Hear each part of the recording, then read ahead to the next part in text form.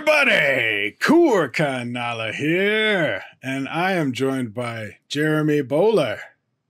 What's up? What's up, Koricon? How you doing, buddy? Movie Community College. I've always wanted to ask you, where did you come up with the name Movie Community College? Because it sounds like something I would come up with. I would end up calling myself the Movie Community College because I'm not smart enough to be like the Uber film critic, but I'm still smart enough to be above the average movie critic. I came up with the name. That's a good question. My background is in radio and podcasting, and I thought, you know what, I want to do a YouTube channel. My son is a reporter, and at the time he was at Walter Cronkite School of Journalism, taking all kinds of like media classes. And he said, "Dad, you have no editing skills. You ramble." And he said, and I think you could use that to your advantage. See, you're not the film university, Dad, where where they have all the resources, all the top professors. You're the community college. Call yourself the professor, because this is where you go when you can't afford it. So it's like, people come in and get a basic understanding, and they can go to a big channel and finish out their education, round themselves out. That's where the name came from. Hey, your son is smart and it works. I like the name. It fits. It totally fits. My name, I've talked about it on my channel before, so a lot of my fans are probably going to know this, but I'm sure people would ask, and that's why I've got to say it. Koricon was the name of my Dungeons and Dragons character from the late 80s, 88, 89 into 1990, when we played paper, dice, roll, Dungeons and Dragons. And that was my character. And then when the internet went public in the early 90s, most of us that were on there were hackers. And so we didn't want to be known as our name. And so we created these internet handles. And I just used my D&D name, since the only people that really knew it were my 3 or 4 core friends that played D&D with me. And then when that kind of became irrelevant, Koricon I just ended up using it for everything. So whenever I created a website or did something where I created an account somewhere and it was just temporary or something like that, I would just create Koricon. So when I did my YouTube channel, I wasn't even sure if I would be doing this at all. And I was like, yeah, Koricon. I like the name Koricon. It sounds neat. What's Nala? Nala is my middle name spelled backwards. And I created that name for a story, actually a book that I wanted to start writing back when I was like 8 or 9 years old, a fantasy novel called The Golden Scepter. And my main character was a blacksmith female, half human, half interdimensional warrior named Nala. And so when I created my YouTube channel, it was just like, I want 2 names. I don't want just one name. And so it was Koricon, and then I chose that character that I spelled backwards, Nala, and it just kind of stuck. And then when I create other channels, because I have other channels, I use Koricon as the first name, and then the second name just defines the channel. So my American channel is Koricon Nerd. The channel I'm going to be creating for some of my tech video stuff that I'll be doing is going to be Koricon Tech, and then I have like a whole bunch of other names that I've not done anything with, but I just had ideas. But Koricon is the trademarked name that I got trademarked for the production company I created, Koricon Productions. That is actually a legal production company, LLC. Nice. I don't have any money and I haven't produced anything except YouTube, but I have the name. There. LLC, did you use a lawyer? No, if you use a lawyer to create an LLC, you'll probably end up spending about 4 times the amount it takes to actually create an LLC. Mm. So what I did is I just went to my state government's website and I created the LLC through them and got the legal documentation, and then did the same thing for the trademark. Nice. And so all of that stuff I did over there for maybe $200 total. I got like 2 or 3 trademarks, and I got a copyright for the logo, and I got the LLC. So all through the state government. All through the state government website. Wow. If I went through a lawyer, it would probably cost me like $350 to $500, and I think I did the whole thing for maybe $120. Oh wow. Yeah, you really do not need to use a lawyer for that kind of stuff. You need to use a lawyer if you're going to be going through documentation of, like, if you're, you know, if I'm using Koricon Productions to sign a contract with somebody, then I would use a lawyer. So be like, okay, read this contract and make sure I'm not getting screwed over. That, you know, that kind of, I totally just like swallowed air into the wrong pipe or something. But yeah, don't use a lawyer unless you're doing contract law. But if you're just doing stuff where you go to the state government or the county government and you're just trying to, you know, getting something filed, just go there. Okay. Now, you were talking about how you were like more radio than you are YouTube. Yes. And you have an internet radio station called Dark Sky Radio. Yes. And you've been using some of my reviews for your India day. Yes. All India, all day.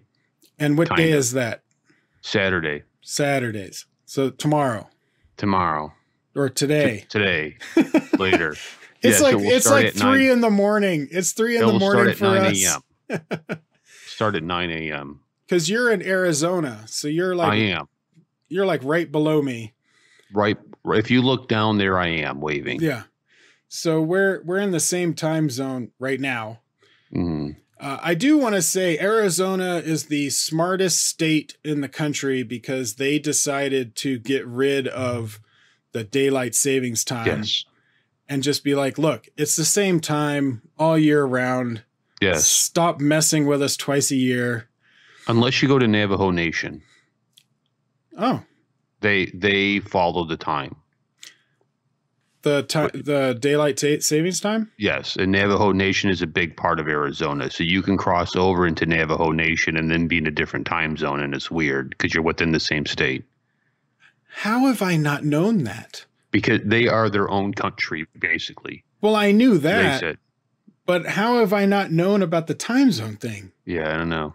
Wow, that seems like something I should have known. You need to remember that if you have an appointment on Navajo Nation and you think it's at 8 o'clock your time, and you get there at 8 o'clock your time, it's really 9 o'clock their time. You're late. That sucks. Wow. Oh, that's something good to know.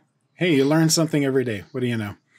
So on Dark Sky Radio, you've been using some of my reviews during your Saturday all day India thing. How's that been going?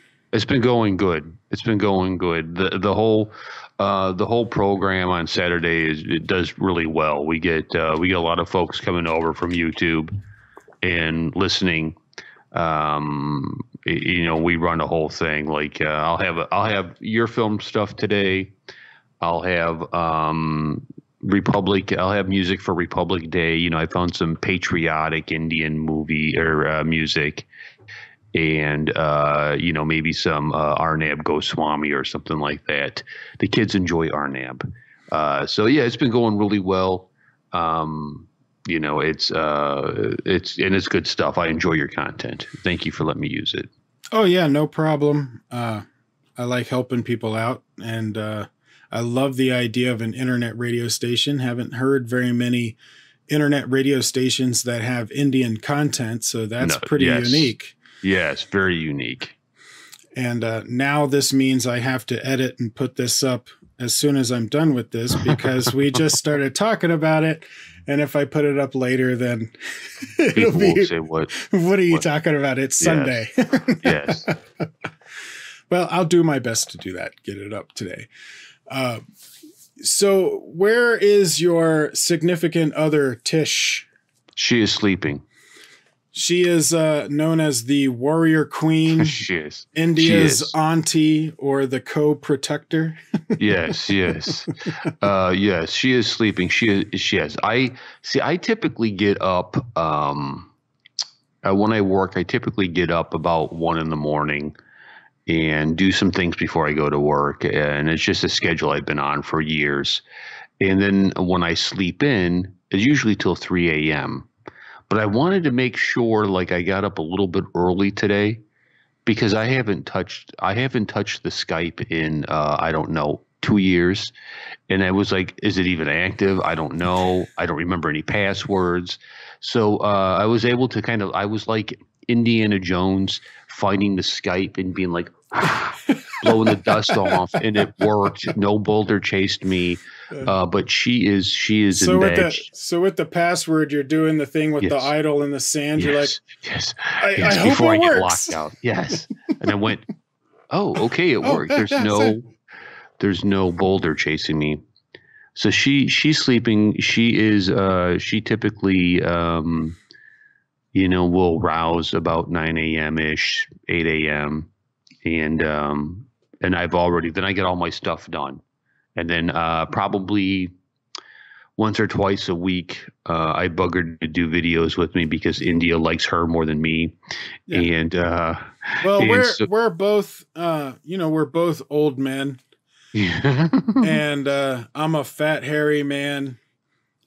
You're just bald old man. Yeah, so it's like we don't garner much on the whole thumbnail thing. Yes. I don't have a pretty lady to put on my thumbnails, so at least you got that going for you. That's awesome. Yes. It just put one in. Every now and then I will thumbnail me and Jabby together, and it gets a ton of views, and everybody's mad then because it's really not me and Jabby. I just thumbnail it, and it looks like we're reacting, and it looks like it's going to be an epic reaction, but that's usually nothing. I don't do. I was joking about this with Jabby a little bit when I did my interview with him, which is the last video that's up actually. So it'll be Jabby's interview and then your interview. But all of my clickbaity thumbnails are basically just me looking stupid in one way or another, and then the picture of the poster. So I'm like, that's about it. Like, there's no ladies. This studio, even though I think I made it look really good, is half my bedroom. So if I turn the camera, you'll see like some of my calendar and some of my bedroom. And then I'm also turning about a quarter of this section over here into what my tech videos would be filmed on. So I now have 2 film sets and a TV setup that takes up about my entire bedroom except for my bed. My bed is in the middle of 2 film sets right now, basically. Nice. And I don't have a box spring or anything. Like, the bed is on the floor just to keep it as low to the ground as possible. So it's just a mattress on the floor so that it's underneath everything, so it doesn't show up on camera that much. Nice. Now, I was looking at what your first reaction was today, because I was like, okay, I've seen your reactions around, every once in a while. Now, a lot of us YouTubers, I just want to say, a lot of us YouTubers don't watch a lot of other YouTubers just for like specific videos or maybe big videos, because we're spending so much time making our own stuff. We can't sit there and like watch everybody's stuff. Mm-hmm. So I've seen you when I was like watching other YouTubers just to see what they thought on things, and your video would pop up and things. So I was like, well, what was his first video? And it turns out we both did the same video as our first video on the exact same day. What? Yeah. On February 5th of 2016, we both reacted to Bahubali. Bahubali was epic. Now, I thought I had done that because when I talked to Jabby, I was talking about doing that in January of 2016. And it wasn't until I looked at my first Bahubali reaction that I realized it wasn't January, it was February 5th. It was the first week of February. So yeah, we both did the same reaction on the same day as both of us having the first Indian reaction. Nice. That's pretty crazy. It's crazy. So I'll have links to both of those in the description below so you can see how bad we were back then, 3 years ago, 2 years ago. Oh, wow. Wow. See, I was so I didn't understand reaction videos, I think, when I started, because I thought I thought they were opinion videos. So I would watch and make no facial expression and then express my opinion of what I saw. Did I like it? Did I not like it? And then everybody would just hate on me. Worst reaction ever. Look at this guy. He's a stone. Ah. Well, we both made epic mistakes in that video, but they were totally different. So in yours, you said, "Oh, this is India, not American Indian," and then you went into it. And for me, I was like, Bollywood, and it's not Bollywood. It's it's not a Hindi film. But at the time, I didn't know that. Like most Americans, if you say, "Have you seen an Indian movie?" they think Bollywood. Yes. So in my comments, I probably had I had a huge flood amount of comments saying it's not Bollywood. Yes. And sorry, you have to go learn about this. And that's how I actually got interested, is figuring out. I love the complexity of all of the different languages and film industries. And I found that so intriguing. What kind of comments did you get on that video? And did you, you suck. Basically, the comments were, "You suck. This is the worst reaction channel ever. You're never going to get 100 subscribers." Where's the? I get this a lot. Where's the reaction? Now there was a reaction I did that I had to take down because I came into this as the ugly American. I was doing comic book things, and nobody was watching because there's so many people doing comic book things. And I was going to teach you like Wolverine 101, Wolverine 202, right? And an Indian guy, young guy, said, "Hey, I like your videos. Have you ever thought about doing Indian films?" And I thought, what is he talking about? And as I got into, like, "Do you have a link or something you want me?" And he gave me the Bahubali, and I wasn't sure what it was. But then he gave me a link to Sholay. And when you are a Westerner and you're not exposed to foreign films, it is completely different. We're not conditioned for the 5-hour masala epic with dancing and songs. It's action, it's quick editing, it's explosions, and you're done in an hour and a half. Right. And I watched Sholay, and I had no idea that this was like an epic film. I thought it was a goof. I thought this was a spoof of something, and I watched a scene where Amitabh Bachchan is holding hands with his buddy on the motorcycle, and I assumed that they were lovers. And I made a comment about how progressive India is to have two gay men in a film back in the 70s, and I got skewered and I can totally understand that. That's a very innocent, misunderstanding. Like, yes. If you see two guys holding hands in America, yes, they're lovers. Yes. I quickly went but that was good because I got skewered on it. And what it caused me to do was to dive in and say, I need to learn this. I need to figure out because I enjoy the movies. I really do. It's nice that you can turn on, like if you have maybe mixed company over at your place, like little kids or really old people, like older than us, you can turn on a Bollywood film and not worry that anybody's going to be offended. I mean, I can count on that. You take Parched out of the conversation. I can maybe name on a hand how many times you see people kissing, like little just kissing. Here it's like Yeah. TV shows. Yeah, right. Not even kids' cartoons. Right. No, I kind of got into it through my dad because my dad's been watching Indian films for over 20 years. What? Yeah. I don't know. I think because my parents are very Christian. I'm an atheist.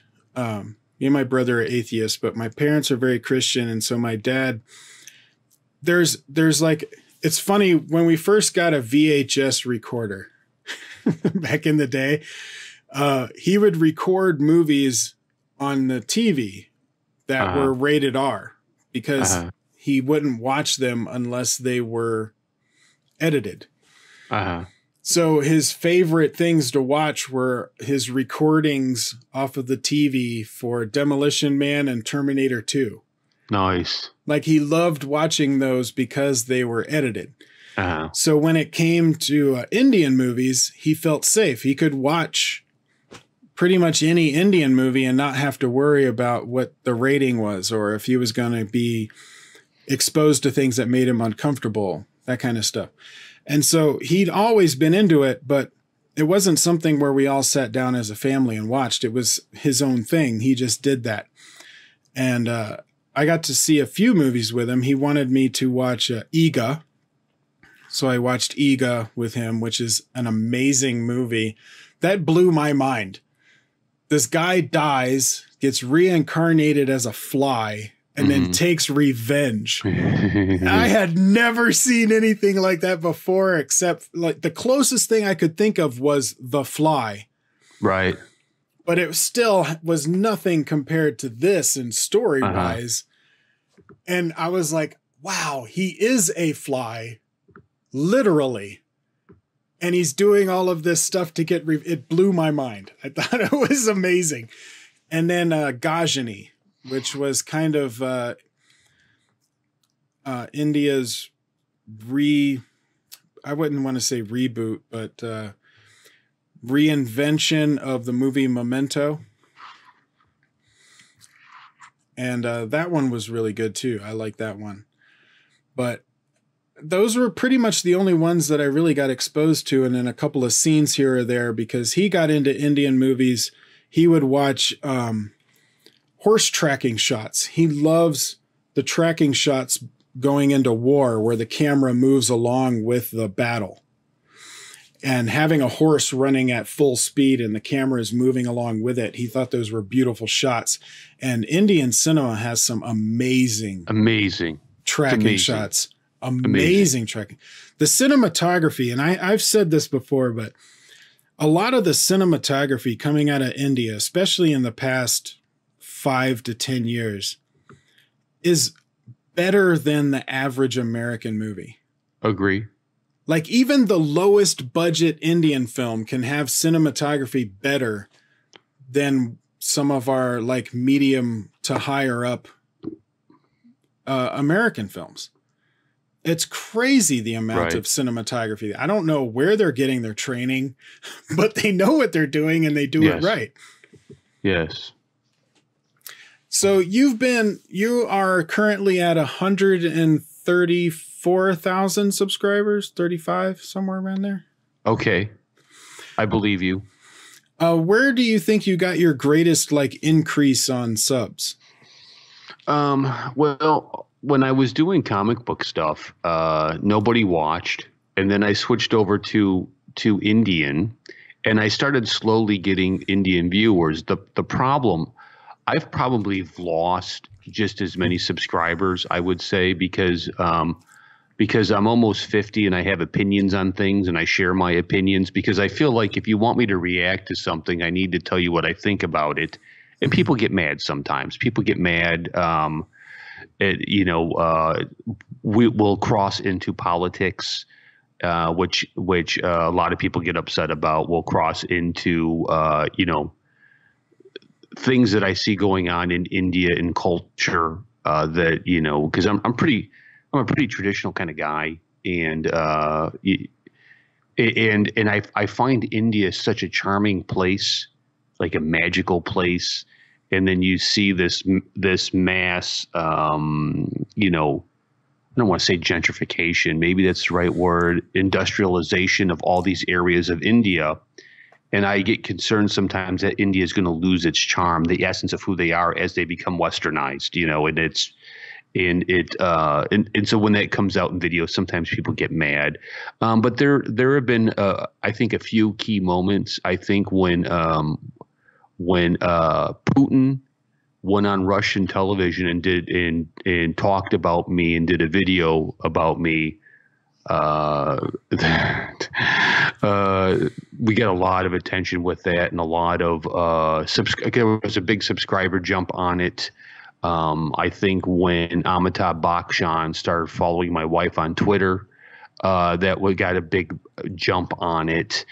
And I think one of the things that happens, or why we grow in spite of like our lack of tech, is I think fan engagement, friend engagement, going through comments. I know a lot of times people will make a comment like, "Is this really you?" Because I watch so and so and they never say anything, and Right. it is I try to do you have the community tab, right?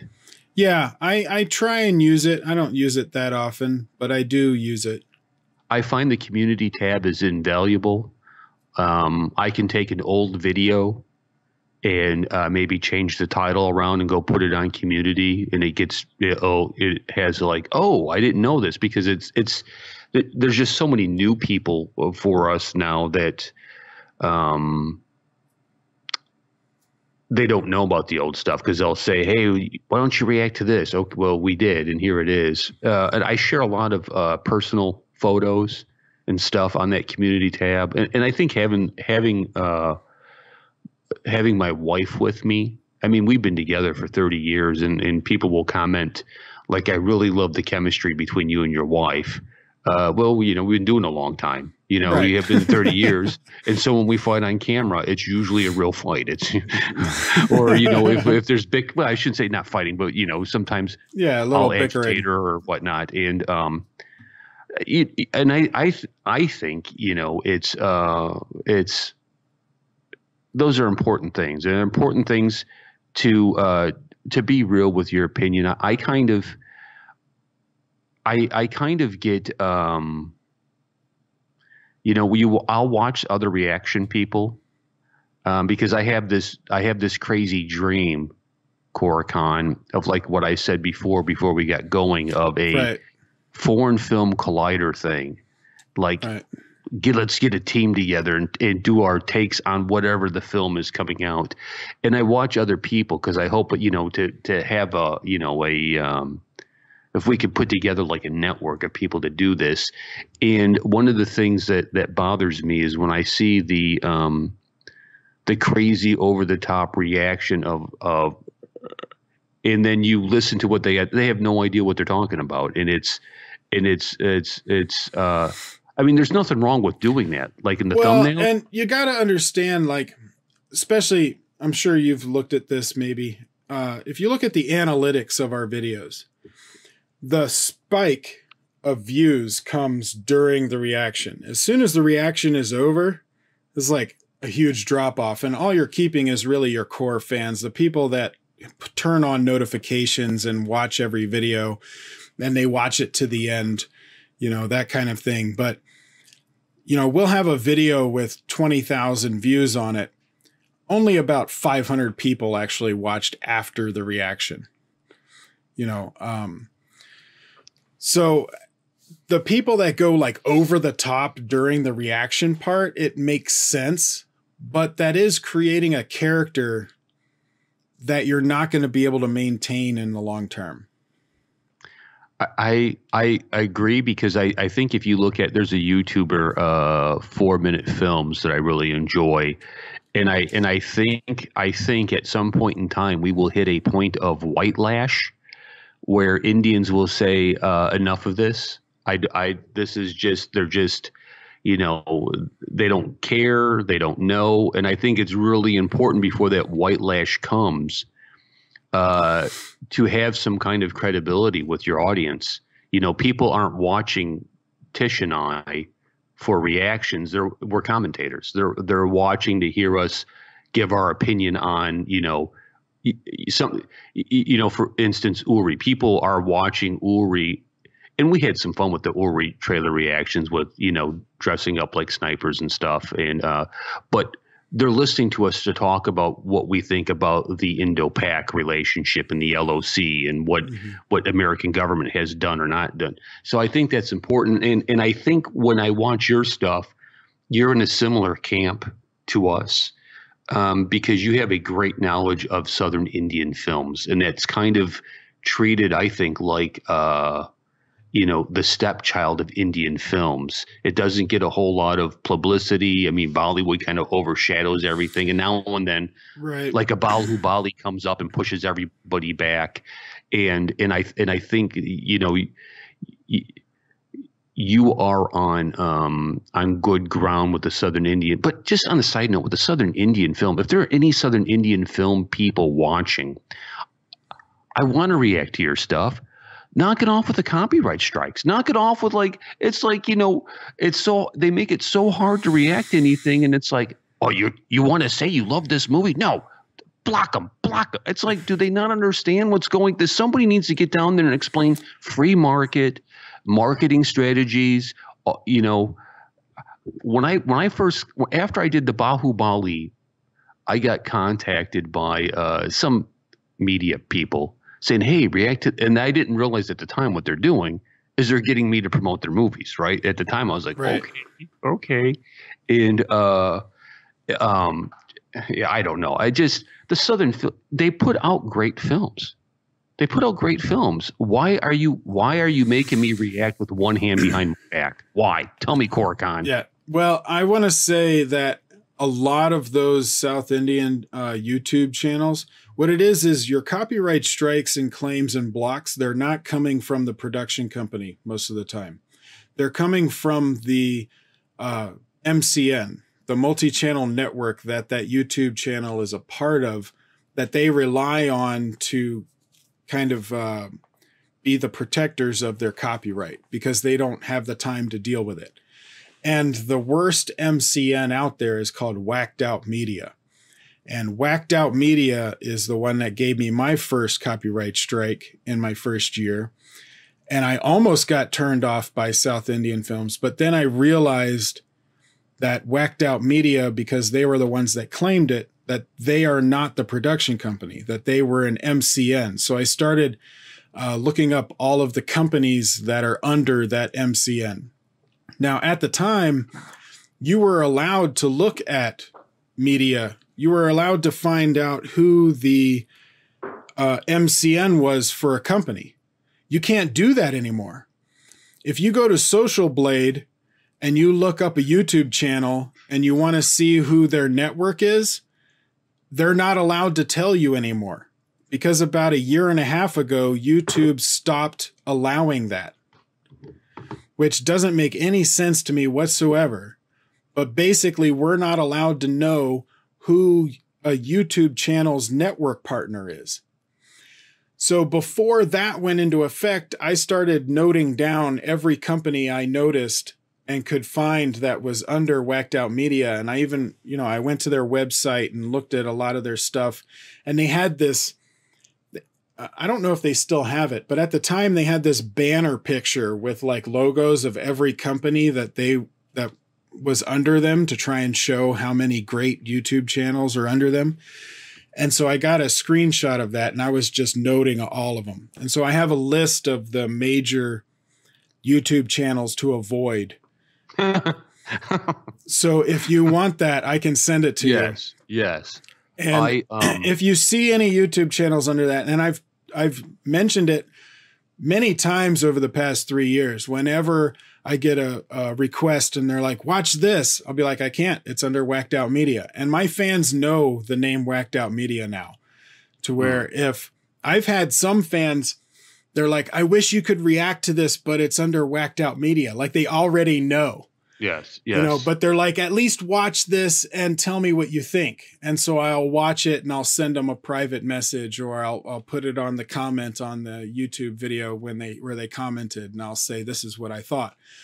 but I'm not going to do any reaction videos to any movies, and I won't promote.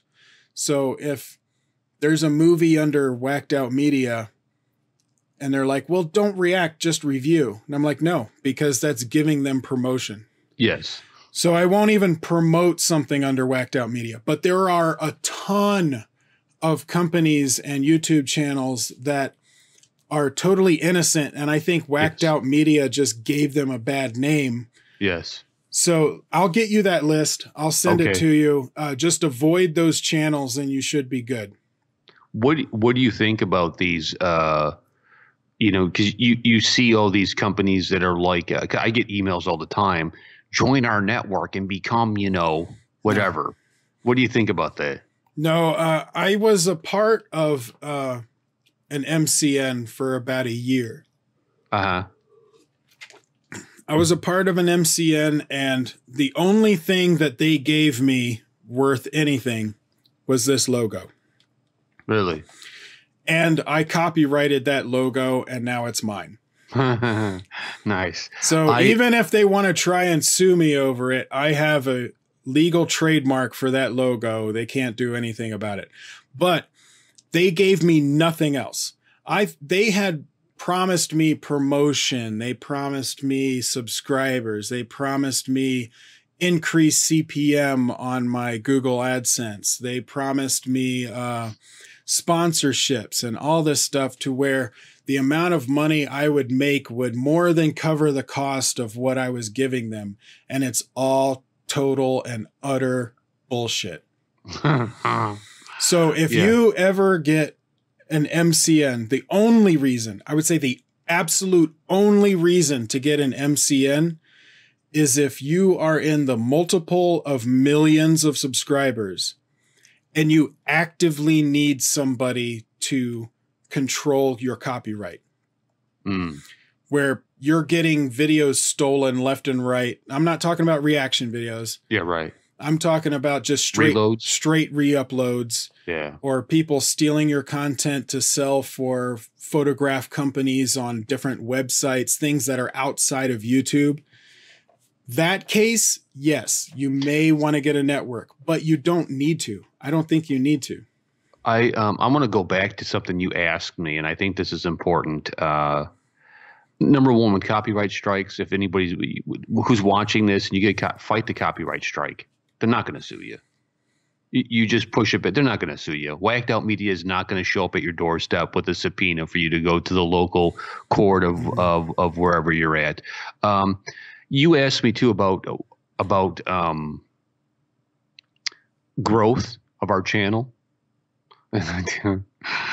There was so I had these companies like calling me now. They were calling me saying, you know, hey, let's just do, we want to talk to you with our network. You know, you'll be this and then. And so I said, I started taking the phone calls, and I was listening to what they were saying. And a guy said to me, he said, well, we think we could really help you because you have no tags in your videos. Because I wasn't tagging. I thought it was stupid. Right. When was this though? When was this? This was probably a year ago. All right. So this is what's kind of funny about that. I don't know if you know this or not, so correct me but YouTube used to be very reliant. I'm sorry, I'm smoking a vape right now. This is not a cigarette. It's just water vapor and some peppermint stuff. But anyway, when about a year ago, maybe a year and a half ago, I think it was about a year. So it's probably around the time you got this message. YouTube relied heavily on tags. That is how things got up in the algorithm. Their algorithm would look at the tags and decide what would be suggested and where it goes on lists depending on searches and whatnot. But then they stopped doing that. The algorithm changed and they don't look at tags anymore. They look at the title and they look at the text that is inside the description. So your tags in today's algorithm is what is in your movie, your title, your main title, and then what you have in the description, and then the top 3 of the hashtags that you put in now, which started hashtags. We're supposed to be hashtagging. Well, that started. When did that start? Like three or 6 months ago. It's fairly new. I'm going to send you a link to this creators channel that talks about all of the new creator stuff coming out on YouTube, because one of the videos talked about the hashtagging. And so if you look at my videos over the past couple of months, you'll see when you first watch it, there will be 3 blue hashtags. How do you do that? All you have to do is just type in the description somewhere, hashtag something. Okay. And the top 3 hashtags get put at the top. And then so if people are watching that video, they can hit that hashtag and watch other videos in that hashtag. Oh, son of a gun. I bet you if I rework this, I'll get more views, because I've just been hashtagging, or I've just been tagging. Well, what I've been doing is say I'm doing a trailer reaction, or if I'm doing a movie review even, I go to the original trailer and I look at the hashtags that the trailer company put on their trailer. And I copy those hashtags. But if one of the hashtags is like so-and-so movie, so-and-so trailer, and I'm doing a movie review, I just do hashtag in the movie title. I don't put trailer or the word trailer in there. Man. Okay, Koricon.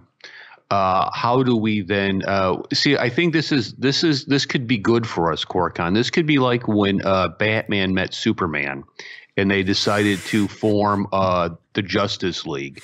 We need to come together, Koricon, and come up with a mechanism to help people, to encourage people, and talk about Indian films. How do we do this, Koricon? How do we do it?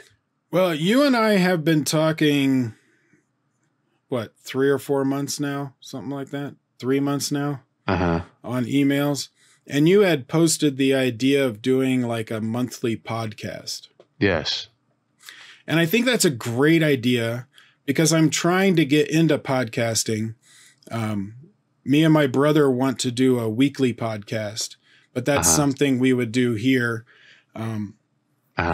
The only problem I have, and that we found, is we can't live stream a podcast. I would love to be able to live stream podcasts.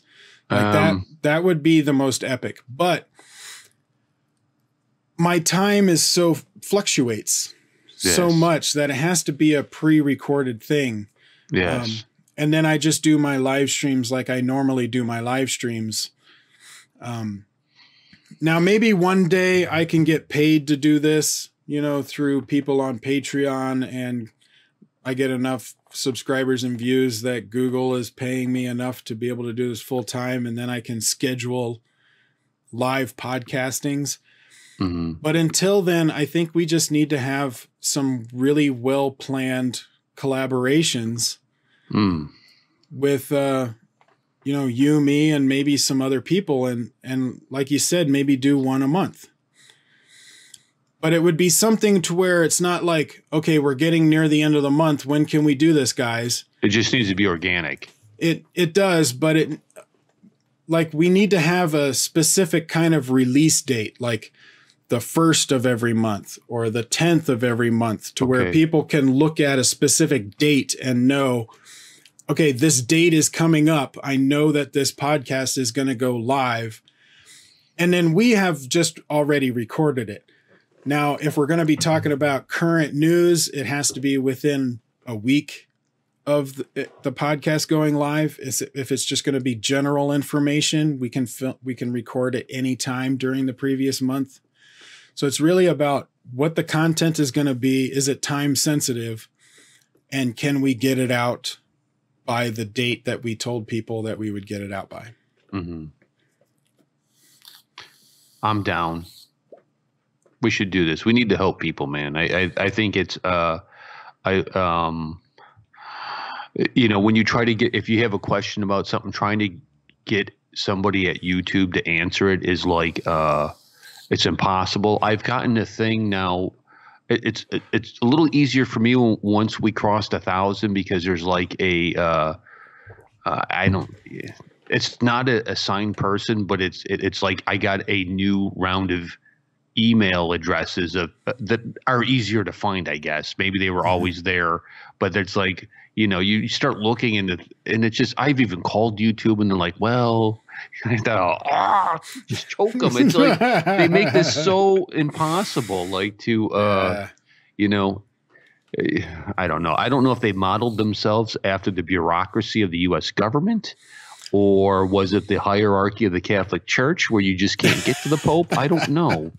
Well, I think what it is it's the same kind of thing that happens with any company or a large entity is when you grow fast, you don't have the infrastructure built up to be able to handle the response. And so what do you do? Yeah. The first thing you do is you stop responding just Yes. because you can't. Yes. Yes. And I've even seen that on the small scale of my YouTube channel. When I first started, every time I got a trailer reaction request or any kind of request, I would respond to it and say, well, I will try to do this. I don't know if I can because of my time, but thank you for letting me know. And then people would get pissed off when I didn't do it. And so I stopped replying to reaction requests. Yes. Now I see them and I tell them I see them. I always tell them I see them, but I don't reply to it in the YouTube comments anymore, because if there's for some reason I can't get to it, like I have a handful of reactions I need to do. And I'm going to try and do some of them later today, but I don't know because I have things to do with my other 2 jobs. So we'll see. But I can't reply to them anymore. So I think YouTube's in the same space where they were like, all right, we got so many emails and so many phone calls. We don't have the infrastructure for this. They're not going to pay a call center with thousands of employees just to handle the amount of phone calls that would come in from a website that is uploading 400 million hours of video a minute. Mm-hmm. They can't deal with that. So you kind of concentrate on the people that upload the most. Mm-hmm. And that's really what they do. But I think it's the same with any company. They just were not prepared for the influx. Yeah. I think you're right. We'll have to noodle on. And on how what to do you it. guys think? Do you want to see like a podcast, a monthly podcast with me and Jeremy and maybe some other people, bring in some special guests, maybe we can do some kind of thing where we talk about monthly topics where we can put on Twitter and people can like vote on monthly I don't know. But I'm going to do a poll. I'm making a note here. I'm going to do a poll on my community. Our viewers love the polls. Okay. So I'll put up a poll on podcast. Yeah, that would be great, dude. A monthly, and you bring in different people. Yeah.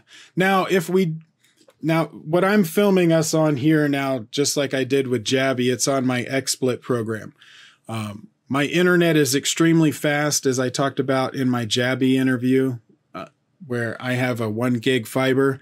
So for me, it would be really good for me to host whatever stream or whatever recording we do, because I can handle a lot more bandwidth than most people.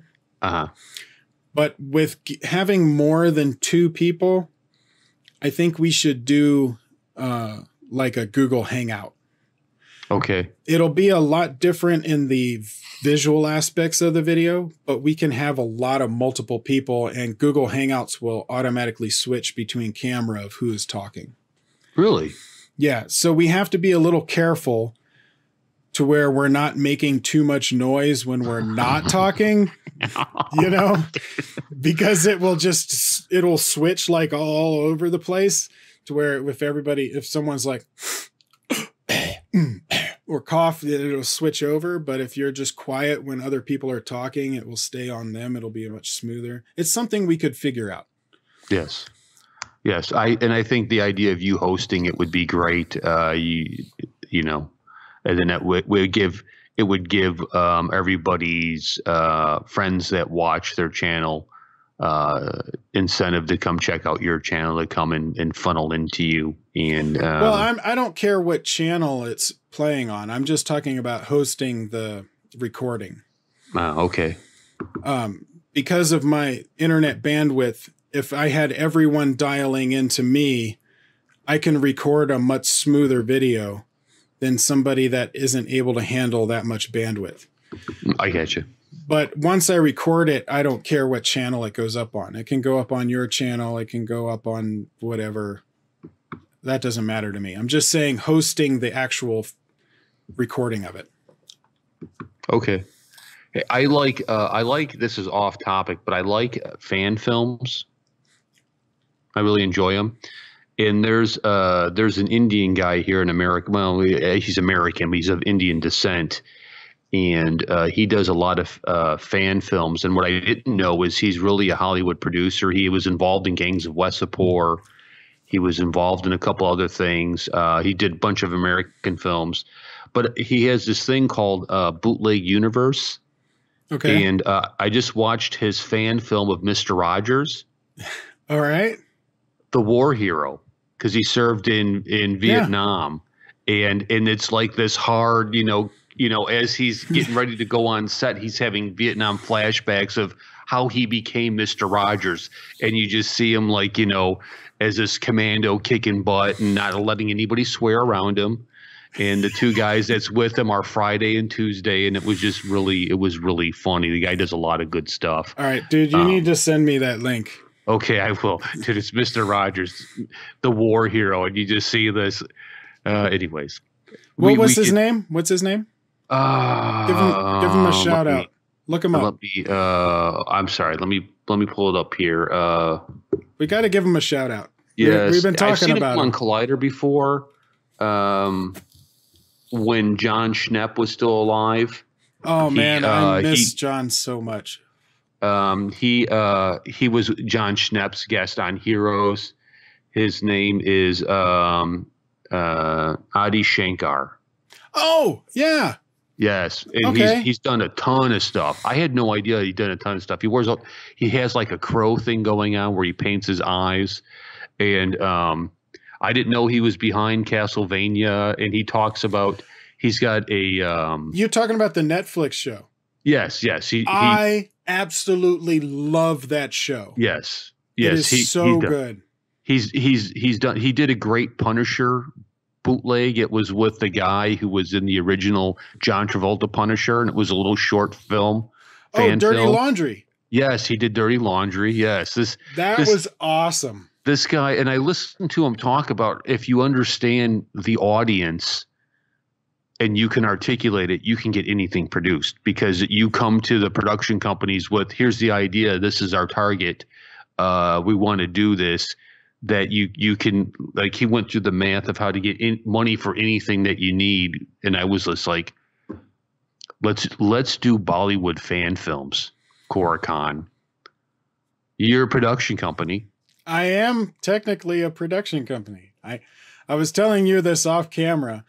Yeah, I am a production company, Koricon Productions Ltd, which stands for limited. So I am a legal entity production company.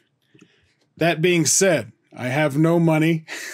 I have no staff.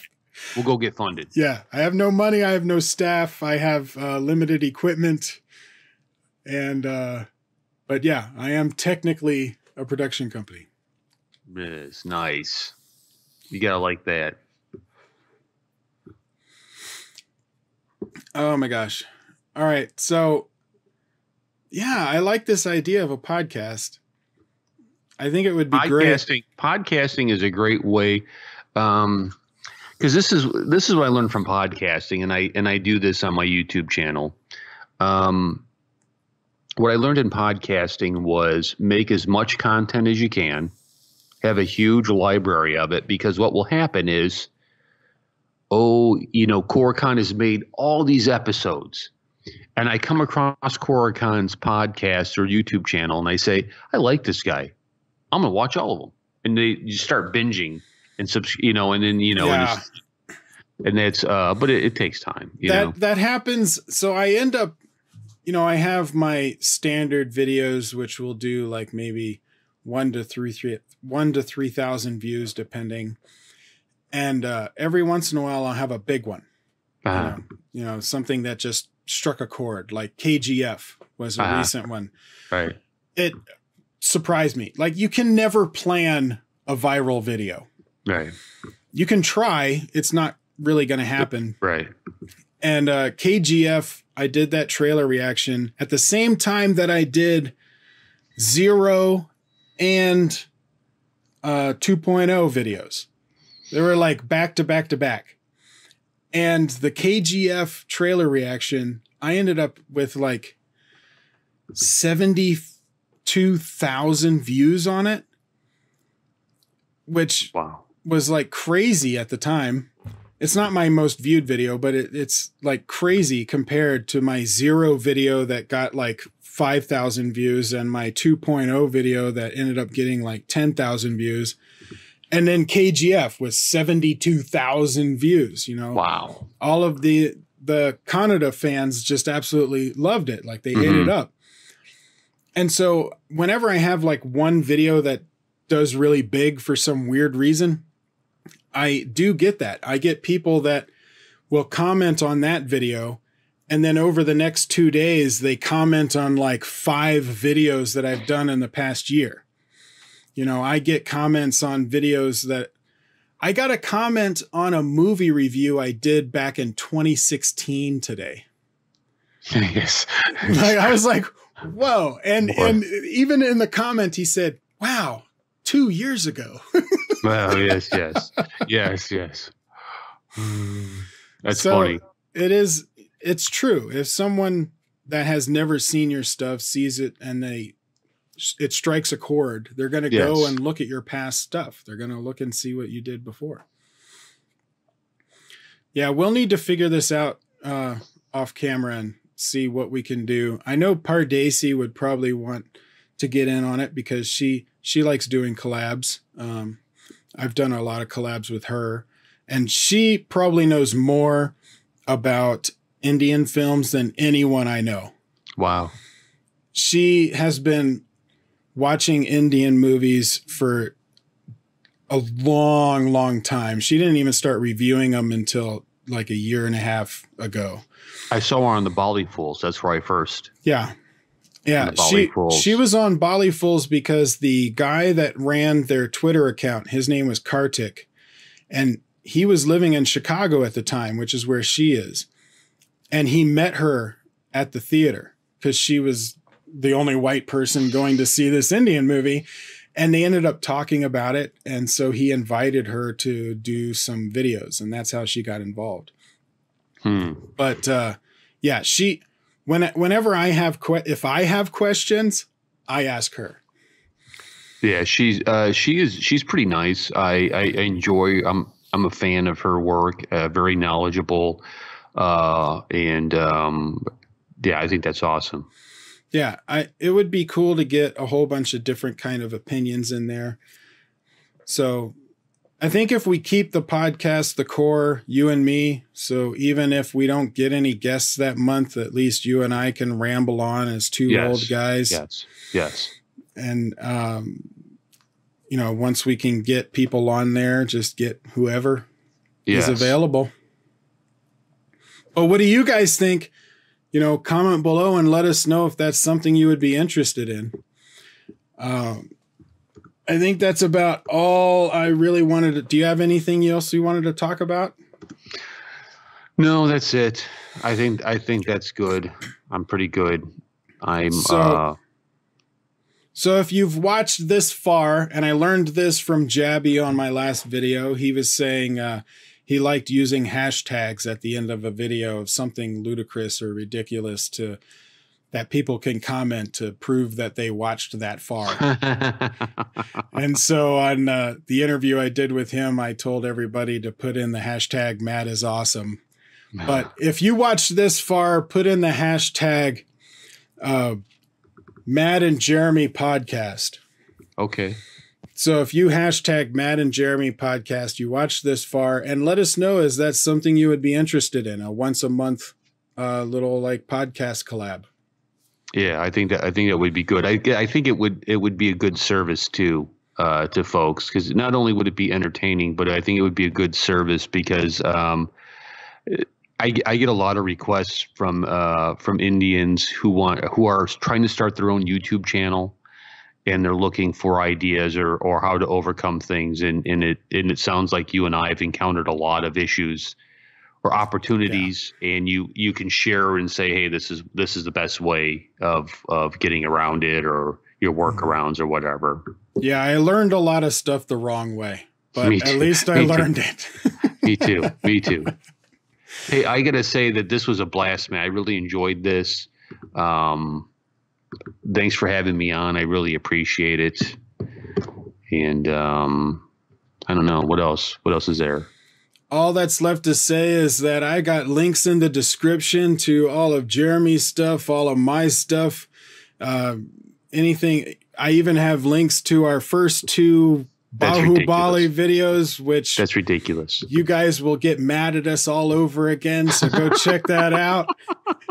And we'll see you on the next video. All right, man. Thanks a lot, bud. Peace.